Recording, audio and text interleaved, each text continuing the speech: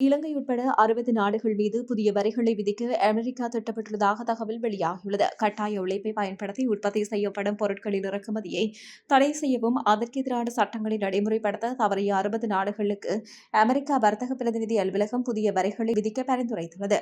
புதிய வரிகள் விதிக்க பரிந்துரைக்கப்பட்ட நாடுகளில் இலங்கையும் அடங்குவதாக தெரியவந்துள்ளது.